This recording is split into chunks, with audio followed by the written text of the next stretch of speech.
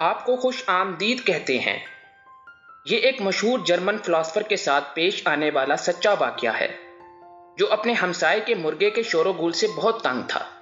جب بھی یہ مرغا شور مچاتا، اس کی ساری سوچیں درم بھرم ہو کر رہ جاتی اور اس کے تحقیقی کاموں میں خلل پڑتا۔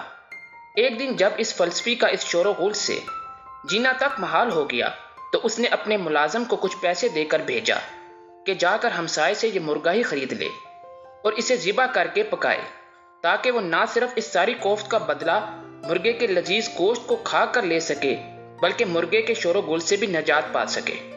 اس دوپہر کو اس فلسفی نے اپنے ایک عزیز دوست کو بھی اپنے گھر دعوت پر بلا لیا تاکہ دونوں مل کر مزیدار کھانا کھائیں۔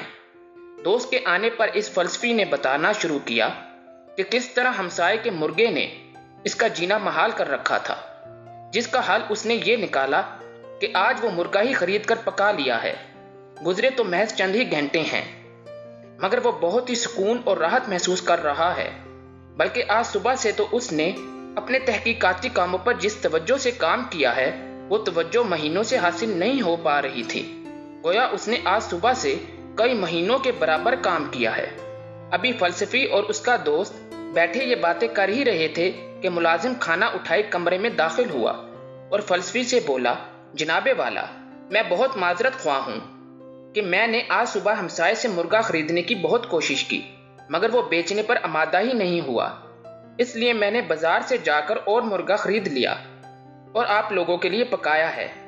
فلسفی نے حیرت سے اپنے ملازم کی باتیں سنی اور غور کیا تو واقعی ہمسائے کا مرغا اب بھی اپنی پوری آب و تاب کے ساتھ اذانیں دے رہا تھا۔ شیخ تطاوی رحمۃ اللہ علیہ اس قصے پر تبصرہ کرتے ہوئے کہتے ہیں کہ میں نے جب اس فلسفی کے معاملے پر غور کیا تو یہ نتیجہ اخذ کیا کہ یہ شخص اس مرغے سے بہت پریشان تھا، کیونکہ یہ بہت شور مچاتا تھا، اور پھر یکایک ہی یہ شخص بہت خوش ہو گیا، حالانکہ یہ مرغا تو ابھی تک زندہ تھا اور حالات و واقعات میں کوئی تبدیلی پیش نہیں آئی تھی۔ گویا تبدیلی خود انسان کے اپنے اندر پیدا ہوا کرتی ہے۔ یہ انسان کی اندرونی کیفیت ہی تھی جس نے اس فلسفی کو اس مرغے سے پریشان کر رکھا تھا، اور پھر یہی انسانی اندرونی کیفیت ہی تھی جس نے اسے خوش کر دیا تھا۔ اگر یہ خوشی خود ہمارے اپنے ہاتھوں میں ہی ہے تو کیوں ہم اسے دوسروں سے مانگتے پھرتے ہیں؟ اور اگر یہ خوشی اتنی ہی قریب ہوتی ہے تو پھر ہم کیوں اسے اپنے آپ سے دور کر رہے ہوتے ہیں؟ ہم مرغے کو صرف اس لیے ذبح کر ڈالنا چاہتے ہیں تاکہ اس کے شور سے راحت پا سکیں۔ اگر اس مرغے کے ذبح ہونے کے بعد اس کی جگہ 100 اور مرغے آ گئے تو پھر ہم کیا کریں گے؟ کیونکہ یہ دنیا ایک آج سے نہیں، ایسے کروڑوں مرغوں سے بھری پڑی ہے۔